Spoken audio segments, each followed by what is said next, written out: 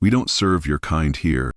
The words hit Marcus Williams like a slap across the face as he stood at the teller window of First National Bank's Riverside branch. The impeccably dressed black man in the tailored navy suit had simply asked to withdraw $500 from his account. Jessica Martinez, the senior teller, barely looked up from her computer screen. Her lip curled in disgust as she spoke loud enough for every customer to hear. "Sir, you need to leave. We have a situation here." Marcus blinked, certain he'd misheard. "Excuse me, I just need to access my account." Jessica's voice rose with theatrical authority. "We've seen this scam before. Fake documents, stolen cards. We protect honest customers from people like this." She pressed the security button as Marcus stood there in shock, his leather briefcase containing merger documents for a $2 million community development project. What you're about to see will shock you. What would you do if this happened to you? Hit that like button if you believe everyone deserves respect, and subscribe for more stories of justice served. Marcus Williams had built his empire from nothing. At 42, the CEO of Williams Financial Group owned 15 banks across 3 states, including this very branch in the heart of Riverside's diverse working-class neighborhood. Today, he'd driven his modest Honda instead of his usual Bentley, wanting to blend in while reviewing the branch's community investment progress. The worn leather briefcase in his hand contained merger documents for a $2 million neighborhood development project. His Patek Philippe watch caught the afternoon light as he checked the time, 2:30 p.m. The board meeting was in 2 hours. "Carlos," Marcus had greeted the elderly janitor earlier, remembering him from previous visits. Carlos's weathered face had lit up with recognition. "Mr. Williams? What are you doing?" "Carlos, get back to work," Jessica had snapped. "Don't bother the customers." Now, facing Jessica's hostility, Marcus maintained his composure. Behind him, the bank buzzed with Tuesday afternoon activity. A line of customers watched the unfolding drama with growing discomfort. Jessica Martinez, 28 and ambitious, had worked this branch for 5 years. She'd built her reputation on being protective of the bank's interests, though her definition of protection often aligned suspiciously with the color of a customer's skin. Her employee badge gleamed as she crossed her arms, enjoying her moment of perceived authority. "I'm calling security," she announced, loud enough for everyone to hear. 10 minutes earlier, Tom Stevens, a white man in an expensive suit, had approached the same window. "Right this way, sir," Jessica had purred. "Would you like coffee while I process your transaction?"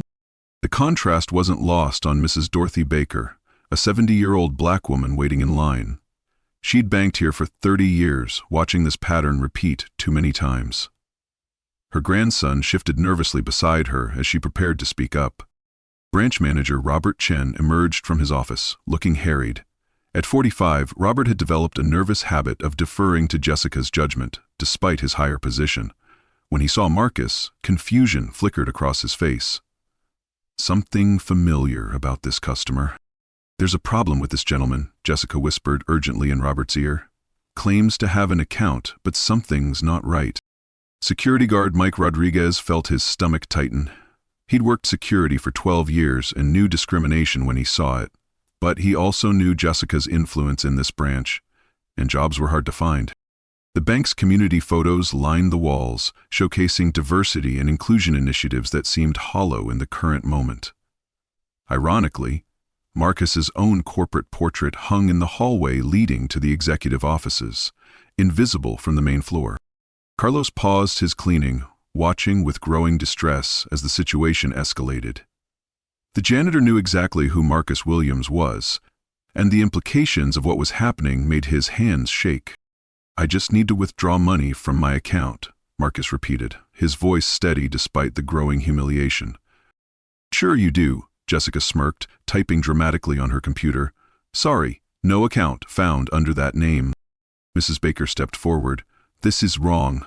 I've seen this happen before." "Ma'am, please don't interfere." Jessica dismissed her with a wave. Marcus's phone buzzed.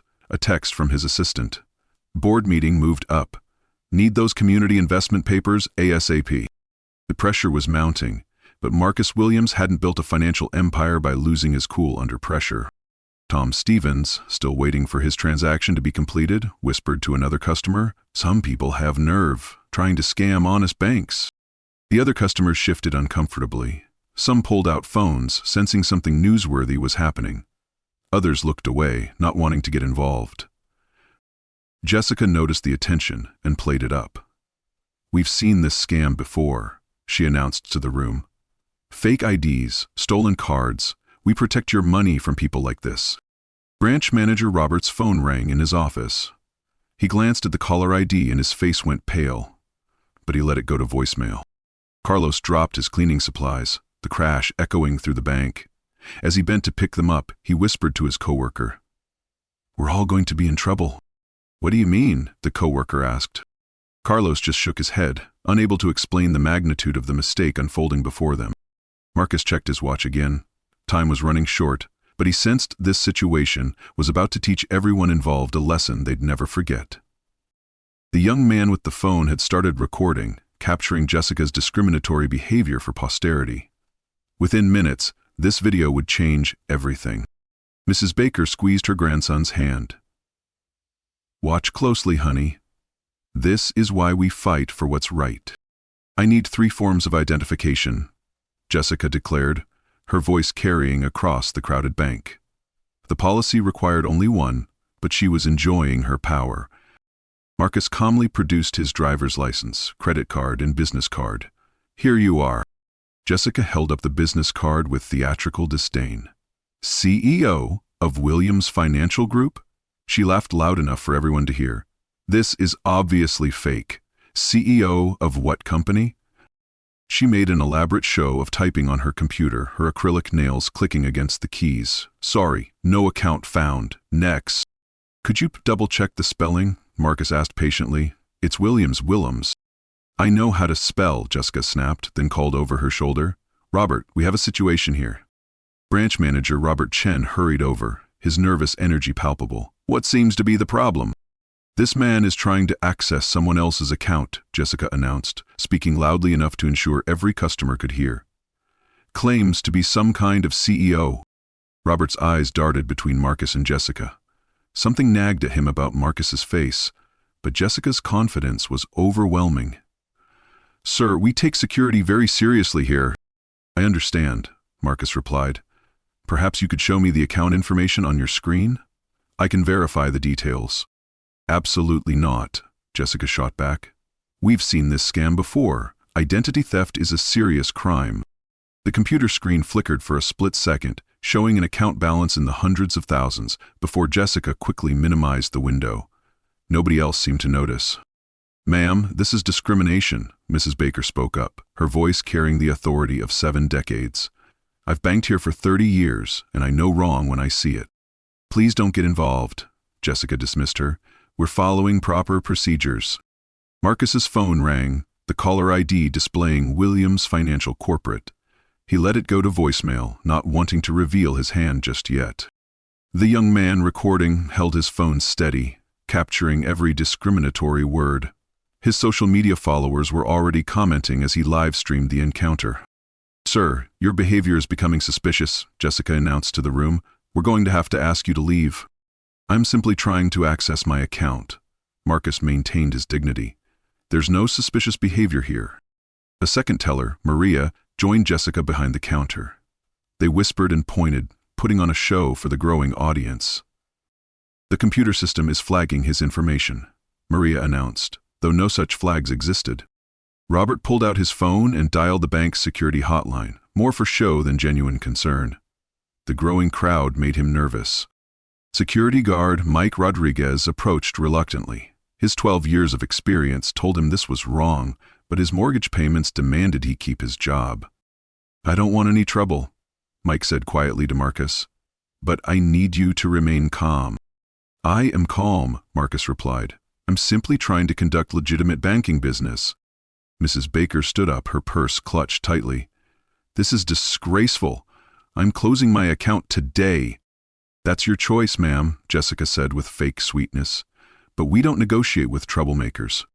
The young customer with the phone stepped closer, his live stream gaining viewers by the minute. "This is crazy," he muttered, narrating for his audience. They're treating this guy like a criminal for trying to use his own bank. Stop filming, Jessica demanded. This is private property. It's a public accommodation, the young man shot back, continuing to record. Tom Stevens, growing impatient with the delay in his own transaction, made his opinion known. Some people just don't know their place. Several customers gasped at the blatant racism. The atmosphere in the bank grew thick with tension. Carlos, still cleaning nearby, moved closer with his cart. As he passed Marcus, he accidentally dropped a piece of paper. The internal bank newsletter featuring Marcus's photograph and an article about the CEO's community investment initiatives. Jessica's supervisor badge slipped as she leaned forward aggressively, revealing her employee number. Marcus quietly noted it down. "Are you taking notes now?" Jessica demanded. "That's definitely suspicious behavior." "I'm documenting this encounter," Marcus replied calmly. "Standard procedure when facing discrimination."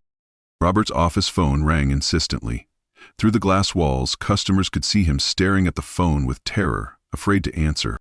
"We're calling the police," Jessica threatened, reaching for the phone. "Attempted bank fraud is a federal crime." "By all means, call them," Marcus said, his tone shifting slightly. "I'm sure they'll be very interested in this situation." Mrs. Baker's voice rose above the chatter. "You're all witnesses to this. Remember what you're seeing here." More customers began pulling out their phones, some recording, others calling friends and family to report the unfolding drama. Security guard Mike's hand hesitated over his radio. He'd noticed Marcus's expensive suit, his polished shoes, the quiet confidence that spoke of real authority. Something didn't add up. Jessica sensed her moment of triumph approaching. "Maybe you should try the check-cashing place down the street, more appropriate for your kind." The gasps from the crowd were audible. Even Tom Stevens looked uncomfortable with the blatant racism. Branch manager Robert got another call. This time, when he saw the number, his face went completely white. His hands shook as he declined the call. Carlos finished cleaning near Marcus and whispered so quietly that only Marcus could hear, "I'm sorry, Mr. Williams. They don't know." Marcus nodded almost imperceptibly. "It's about to be okay, Carlos." "Sir, we're going to have to escort you out now," Robert announced, his voice cracking with nervousness he couldn't explain. Marcus stood slowly, collecting his briefcase and documents. "Are you absolutely certain you want to handle this situation this way?" The question hung in the air like a sword about to fall. "Yes, I'm certain," Robert Chen declared, trying to project authority he didn't feel. "You need to leave immediately." Jessica's triumphant smile spread across her face. "Maybe next time bring proper documentation instead of fake business cards." Security guard Mike approached Marcus with obvious reluctance. "Sir, I'm going to have to ask you to come with me." Marcus nodded with grace that surprised everyone. "I understand. I'll leave peacefully." He closed his briefcase with deliberate care, gathering his documents with the same methodical precision that had built his business empire. The watching crowd fell silent, witnessing what appeared to be the defeat of dignity by prejudice. "Thank you for trying to help," Marcus said to Mrs. Baker, extending his hand in gratitude. She shook it firmly, her eyes blazing with anger. "This isn't over, young man. This isn't over." As Marcus walked toward the exit, he paused beside Carlos, who was trembling with barely contained emotion. "Take care of yourself, Carlos," Marcus said quietly, pressing something into the janitor's weathered hand. Carlos looked down at the business card, the real one, with embossed lettering and the corporate seal. His eyes widened in recognition and terror. "Mr. Williams," he whispered, but Marcus was already walking away. Behind them, Jessica was basking in her perceived victory. She high-fived Maria, both women grinning with satisfaction. "Can't believe people try to pull scams like that," Jessica announced to the remaining customers. "Good thing we're here to protect your money from fraudsters." Tom Stevens nodded approvingly. "Excellent work. It's important to maintain standards." But not everyone was celebrating. Mrs. Baker marched to the teller window with purpose. "I want to close my account," she declared. "All of it, 30 years of banking here, and I'm done." "That's your choice," Jessica replied dismissively. "We'll be fine without customers who support criminals." The young man with the phone was frantically typing, his social media post already gaining traction. Comments poured in, most expressing outrage at the obvious discrimination. "This is going viral," he muttered, showing his phone to nearby customers. 500 shares already. Branch manager Robert retreated to his office, but his phone continued ringing. The caller ID showed numbers he recognized: corporate headquarters, regional offices, executive assistants. Each call he ignored made his hands shake more violently. Outside, Marcus stood in the parking lot, his phone pressed to his ear. He made several quick calls, his calm demeanor never wavering despite the humiliation he'd just endured. A black SUV with tinted windows pulled into the parking lot, parking directly across from the bank's entrance. The occupants remained invisible, but their presence was ominous. Inside the bank, Jessica noticed Marcus hadn't driven away yet. Through the windows, she could see him still making phone calls. "Why is he still here?" she asked Mike, suddenly less confident. "Maybe he's calling a lawyer," Mike suggested, hoping it was true. Mrs. Baker approached other customers in line, her voice carrying throughout the lobby. "You all saw what happened here. That man was treated like a criminal for the color of his skin." Some customers nodded in agreement, while others looked away uncomfortably. The bank's atmosphere had shifted from routine business to something much more charged. "I've seen this before," Mrs. Baker continued, "but I've never seen someone handle it with such dignity." Jessica tried to regain control of the narrative. "We followed proper security protocols. That's what we're trained to do." But doubt was creeping into the voices around her. Customers whispered among themselves, and not all the whispers were supportive. The young man's livestream was gaining viewers rapidly. Comments flooded in from across the country, many from people who'd experienced similar discrimination. "This is America in 2024, one comment read. "Still happening every day." Carlos had retreated to a corner, still clutching Marcus's business card. His coworker approached him with concern. "Carlos, what's wrong? You look like you've seen a ghost." "Worse," Carlos whispered. "Much worse." In his office, Robert stared at his phone as it rang for the 15th time. The caller ID now showed CEO office, urgent. His finger hovered over the answer button, but fear paralyzed him. The social media post had reached 1,000 views and climbing. Local news outlets were already picking up the story, their reporters making calls to bank headquarters. Tom Stevens finished his transaction and headed for the door, but several customers blocked his path. "You really think what just happened was okay?" asked a middle-aged woman. "I think order was maintained," Tom replied, but his voice lacked conviction. Jessica watched the black SUV through the window, a nagging worry beginning to gnaw at her confidence. Why was Marcus still here? Why hadn't he driven away in defeat like she'd expected? Mrs. Baker gathered her belongings, her account closure paperwork complete. As she prepared to leave, she turned to address the entire bank lobby. "Remember this moment," she said loudly. "Remember who stood up for what was right and who didn't." The silence that followed was deafening. Even Jessica had no response. Outside, Marcus ended his final phone call and checked his watch. 7 minutes had passed since he'd been escorted out. Time enough for the corporate cavalry to arrive. The SUV doors opened, and 3 figures in business attire stepped out, briefcases in hand.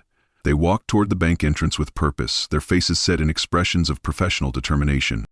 Inside, Carlos dropped his cleaning supplies again, the crash echoing through the tense silence. "They're here," he whispered to himself. The bank's front door opened with a soft chime that seemed to echo like thunder in the tense silence. Marcus Williams walked back inside, no longer alone. 3 people in expensive business suits accompanied him. A woman with a leather briefcase, a distinguished man with a corporate badge, and another woman carrying a tablet. Jessica instinctively moved to block their path. "Sir, you were asked to leave. You can't just—" The woman with the briefcase stepped forward, her voice cutting through Jessica's protest with legal precision. "We're here on official corporate business. I'm Amanda Foster, legal counsel for Williams Financial Group." Jessica's confusion was visible. "Williams Financial? I've never heard of that company." The distinguished man displayed his badge with quiet authority. "I'm David Park, Regional Director for Williams Financial Group. This is Mr. Marcus Williams, Chief Executive Officer." The words hung in the air like a bomb waiting to explode. "The Williams Financial Group owns this bank," Amanda Foster continued, opening her briefcase to reveal official documents. "Mr. Williams is your CEO." Branch manager Robert Chen emerged from his office, his face draining of color as recognition finally dawned. "Mr. Williams? But I didn't..." I thought I recognized. The third woman, carrying the tablet, introduced herself with professional calm. I'm Sarah Kim, Human Resources Executive. We've been monitoring this situation. Jessica's world began to crumble, but denial kicked in hard. This has to be some kind of elaborate scam. There's no way. Amanda Foster placed incorporation papers on the counter, followed by the bank's charter documents. These are the ownership papers. Williams Financial Group acquired this branch 18 months ago. Sarah Kim turned her tablet to display Marcus's official corporate photograph and biography. Mr. Williams has been CEO for 8 years. He personally visits every branch quarterly. Carlos approached tentatively, his voice barely a whisper. I tried to warn them. Mr. Williams comes here every few months. He knows all our names. The watching customers pulled out their phones again, but this time to record the revelation rather than the discrimination. Mrs. Baker's voice cut through the shocked silence. You mean this gentleman actually owns this bank? It owns 15 banks across 3 states. David Park confirmed, his voice heavy with professional embarrassment. Tom Stevens tried to slip away quietly, but the growing crowd of onlookers blocked his exit. Jessica still refused to accept reality. How was I supposed to know? He looks like, he doesn't look like a CEO. Marcus finally spoke, his voice calm but carrying new weight. You didn't know who I am, did you? He reached into his jacket and produced his official CEO identification badge, complete with corporate seal and hologram security features. But that shouldn't matter, Marcus continued. Every customer deserves basic human respect, regardless of who they are. Amanda Foster opened her briefcase wider, revealing additional legal documents. We have a comprehensive record of today's events, including audio and video surveillance. Sarah Kim was already making phone calls to corporate headquarters, her voice urgent but controlled. Yes, we need a full investigation team. Immediate response required. Regional Director David Park addressed the room with grave authority. This is not the first complaint we've received about this branch. Robert Chen's legs nearly gave out. Mr. Williams, I'm so sorry, there's been a terrible mistake. No mistake, Marcus interrupted. This was deliberate discrimination, witnessed by dozens of people. The young man live streaming held up his phone. 1,500 people are watching this right now. The comments are going crazy. Jessica's supervisor badge and corporate access card were suddenly heavy in her pocket. The reality of her situation was beginning to penetrate her shop. Amanda Foster began photographing and documenting everything with professional thoroughness. We'll need statements from all witnesses. Mrs. Baker stepped forward eagerly. I've been waiting 30 years to give a statement like this. Sarah Kim pulled up Jessica's employment file on her tablet. 2 previous complaints about discriminatory behavior, both dismissed without proper investigation. That's impossible, Robert stammered. I would have known. You did know, David Park said grimly. The complaints were filed directly with your office. Carlos found his voice, decades of suppressed observations finally spilling out. She tells us not to be too friendly with certain customers, says it's not professional. Security guard Mike Rodriguez stepped forward, his conscience finally overcoming his fear. I knew this was wrong. I should have said something. The crowd of customers was growing as word spread through the community. Some were bank customers, others were just curious onlookers drawn by the drama. Marcus's assistant arrived with a box of additional corporate documents and 3 more witnesses from the regional office. The board of directors has been notified, she announced. Emergency meeting called for this afternoon. Jessica made one last desperate attempt to salvage the situation. This is all a misunderstanding. I was just following security protocols. Show me the protocol that authorizes racial discrimination, Marcus challenged. Sarah Kim was already accessing the bank's training records. No such protocol exists. In fact, our training explicitly prohibits this behavior. Amanda Foster had her phone pressed to her ear, speaking in urgent tones. Yes, the district attorney's office needs to be notified. Potential federal civil rights violations. The transformation was complete. The balance of power had shifted so dramatically that even the air in the bank seemed different. Branch manager Robert Chen stared at his hands, the magnitude of his failure finally sinking in. I should have recognized you. I should have stopped this. Yes, Marcus agreed simply. You should have. The crowd outside was growing larger, drawn by social media posts and word of mouth. Local news vans were already pulling into the parking lot. Mrs. Baker wiped tears from her eyes. In 70 years, I never thought I'd see justice come this fast. Marcus Williams stood before the packed bank lobby, his quiet authority now undeniable. The crowd had swelled beyond the building's capacity, with people pressed against the windows to witness justice unfolding. Everyone here saw what happened, Marcus began, his voice carrying to every corner of the room. You witnessed discrimination in its most blatant form.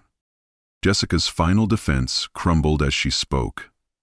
I was protecting the bank from fraud. That's my job. By assuming a black man couldn't possibly be your boss? Marcus's question cut through her excuse like a blade. Amanda Foster stepped forward with a tablet, playing back the security footage with crystal clear audio. These are your exact words. We don't serve your kind here. The crowd gasped as they heard Jessica's discriminatory statements played back in her own voice. Sarah Kim read from her tablet with clinical precision. Violation of equal treatment policy, violation of customer service standards, violation of federal civil rights law. Mrs. Baker became the voice of the jury. I've banked here for 30 years. I've seen her treat other people this way. This isn't the first time. Tell them what you've witnessed. Marcus encouraged her. Mrs. Baker's voice rang with authority. Last month, she made a young Hispanic father wait 2 hours for a simple deposit, made him bring his birth certificate for a routine transaction. Other customers began stepping forward, their own stories spilling out. She questioned my citizenship when I opened my account, said Maria Santos. Made me prove I belonged here? She told my son his scholarship check looked suspicious, added James Washington. A college scholarship check? The young man, live streaming, provided running commentary to his growing audience. 25,000 people watching now. The comments are on fire. Tom Stevens tried one more time to slip away, but customers blocked his path. You said some people don't know their place, confronted the middle-aged woman. What did you mean by that? Tom's face reddened as he realized his words had been recorded. I didn't mean anything by it. Yes, you did, Marcus said firmly. You meant exactly what you said. Security guard Mike Rodriguez found his voice and his courage. I should have stopped this from the beginning. I knew it was wrong, but I was scared for my job. Fear is no excuse for enabling discrimination, Marcus replied, but acknowledgement is the first step toward change. Regional Director David Park addressed the room with corporate authority. Effective immediately, both Jessica Martinez and Robert Chen are suspended, pending full investigation. Jessica's desperation peaked. Please don't fire me. I have bills to pay. I need this job. Marcus's response was measured but firm. Did you consider Mrs. Baker's feelings when you ignored her complaints? Did you think about the young father you humiliated? The college student you questioned? Branch manager Robert Chen tried to salvage something from the wreckage. I'll do better. Give me another chance. I've learned from this. David Park's response was final. You had thousands of chances to do better. Every day for 5 years, you had the chance to create an inclusive environment. Amanda Foster was on her phone with law enforcement. Yes, the FBI Civil Rights Division needs to be contacted. Federal hate crime statutes may apply.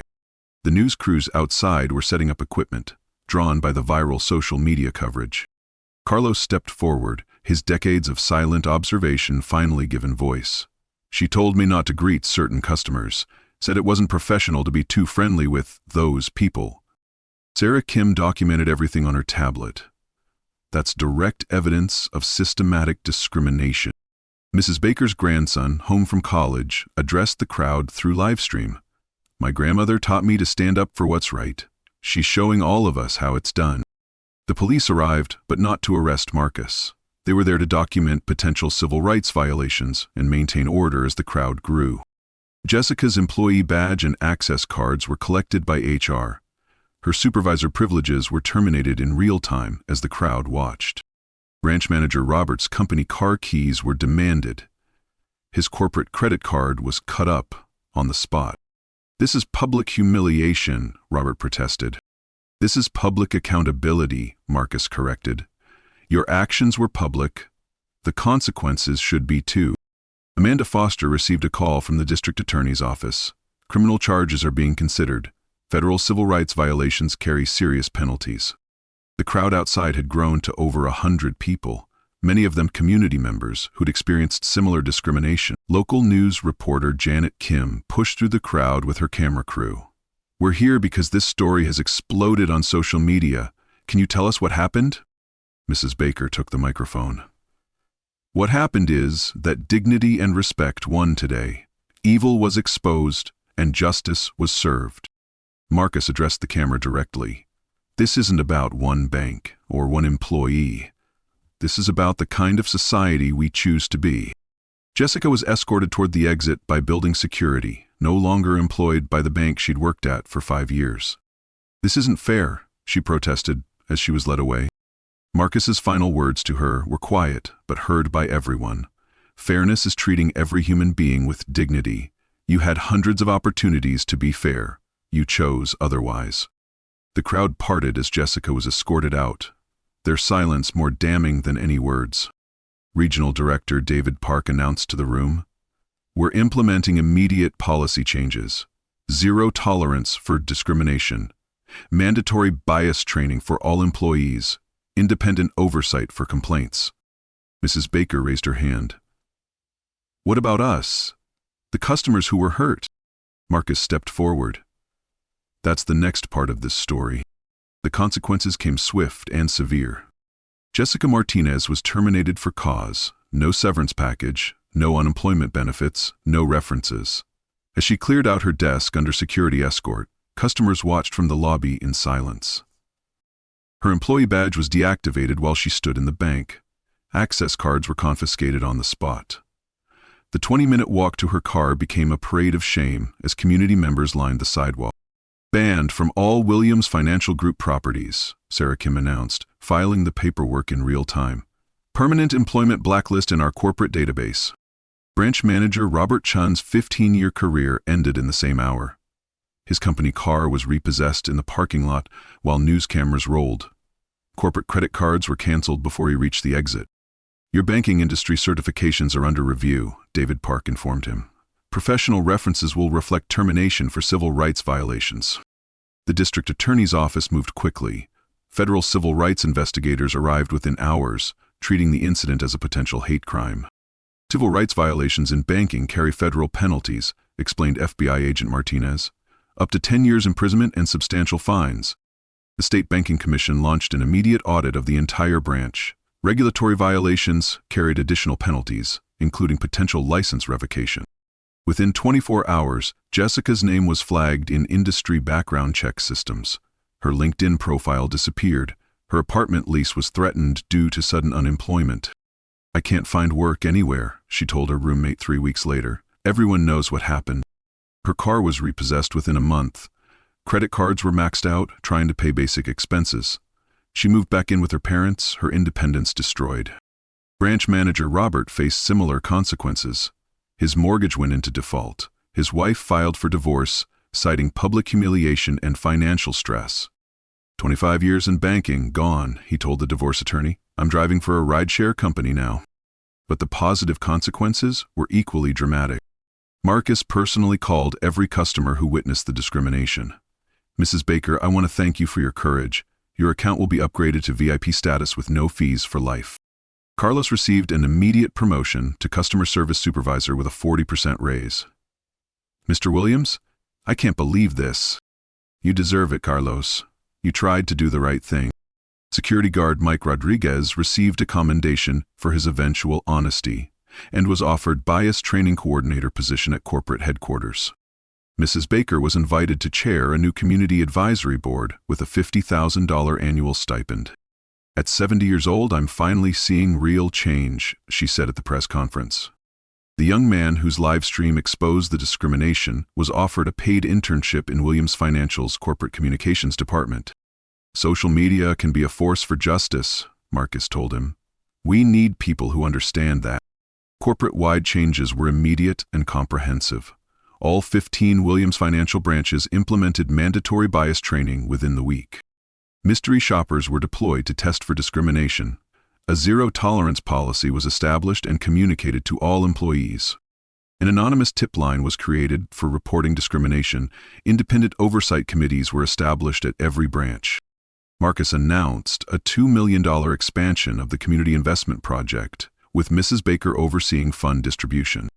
Free financial literacy programs were launched throughout the neighborhood. A scholarship fund was created for local students pursuing banking careers.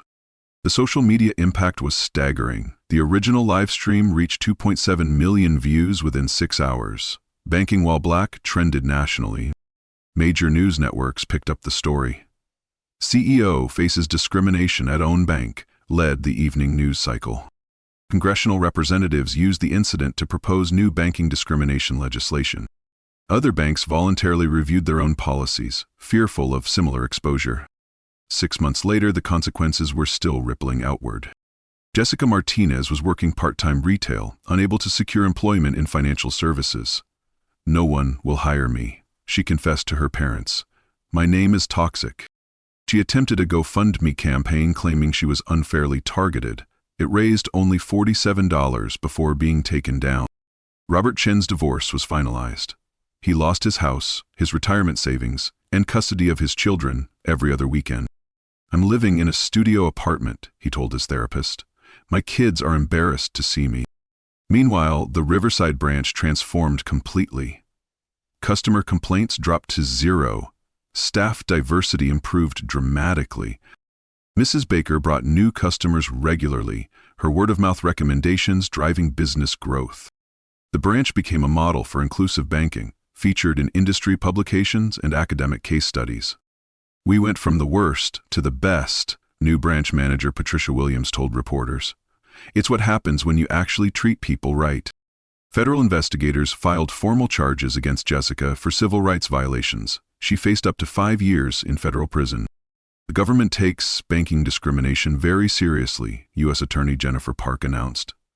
"This case sends a clear message." Robert was charged as an accessory for failing to prevent known discrimination. His professional banking licenses were permanently revoked.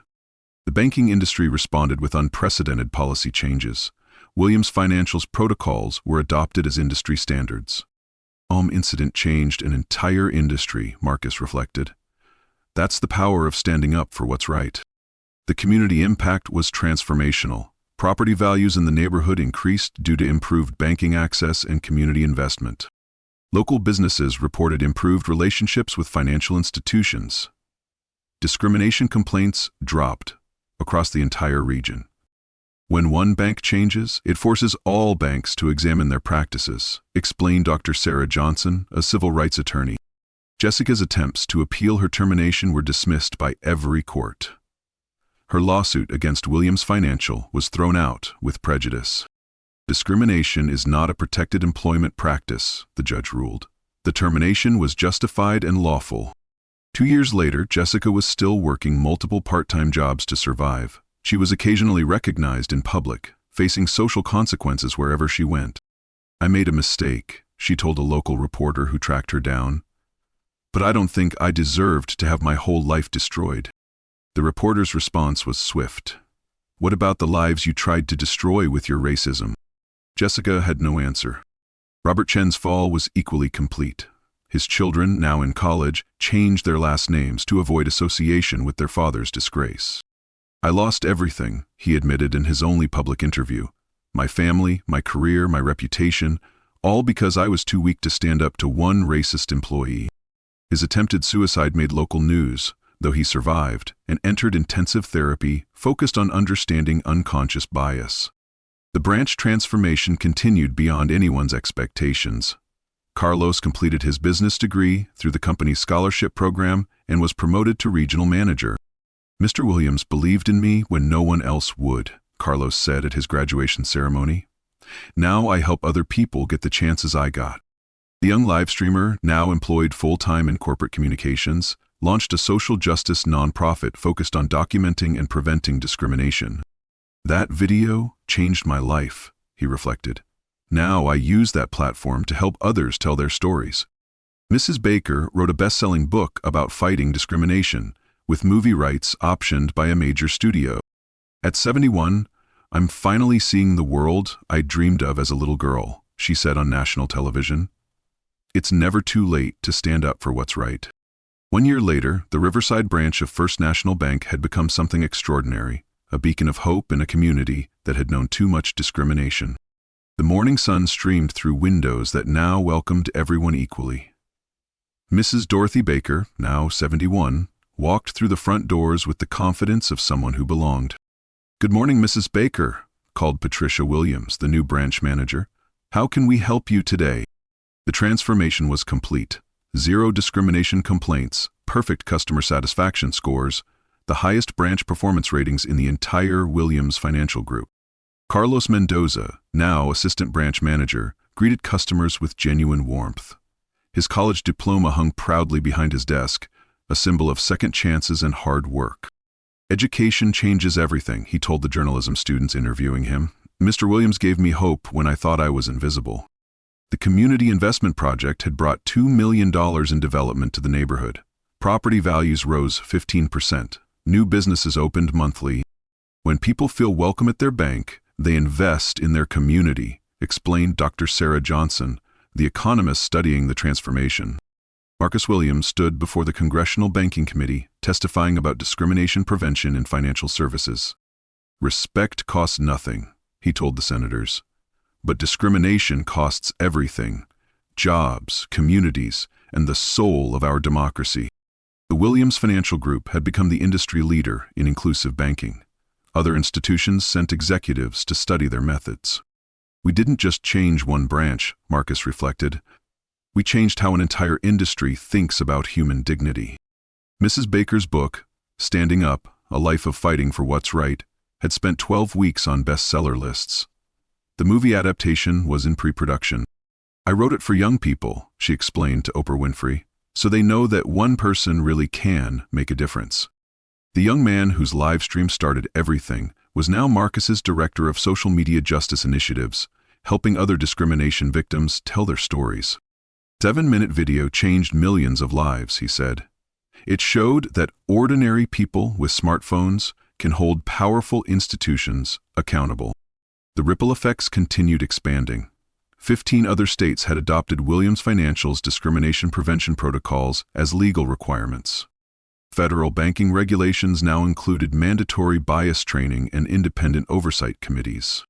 Some incident of courage created policy changes that protect millions of Americans, noted Senator Patricia Lopez during the bill signing.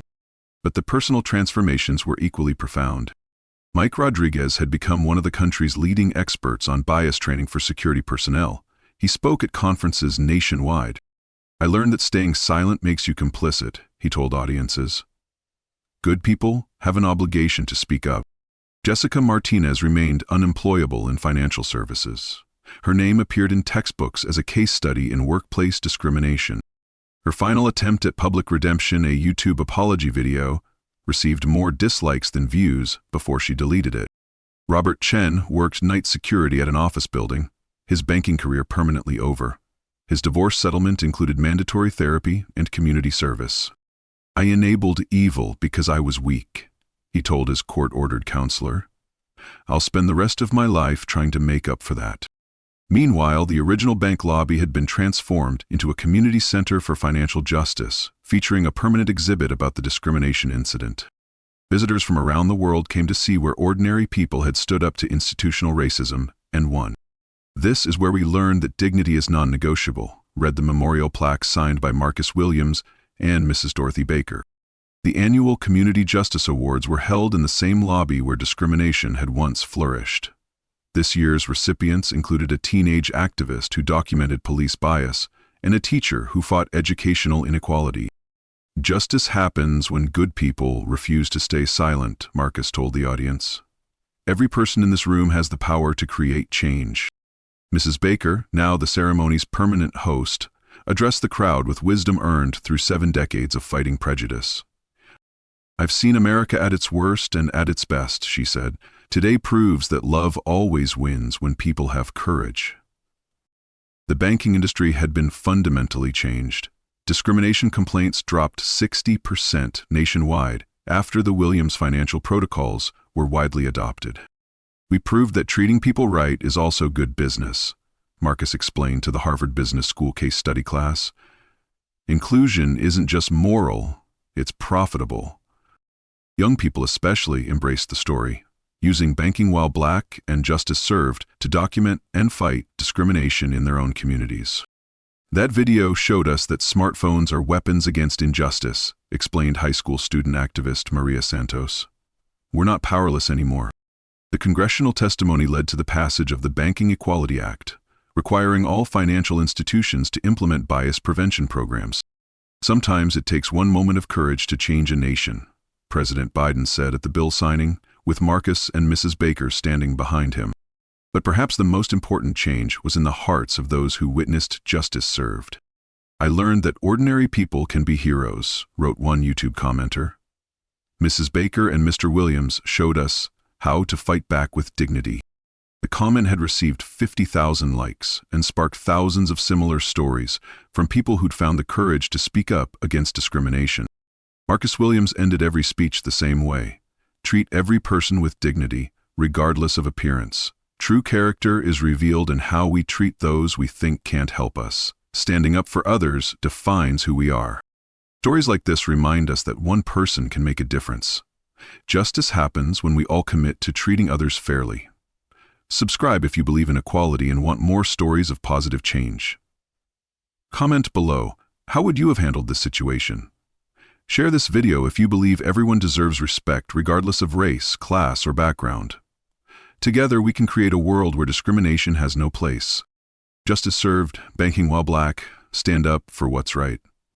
If you believe in justice and equality, share this story now, because change happens when good people refuse to stay silent.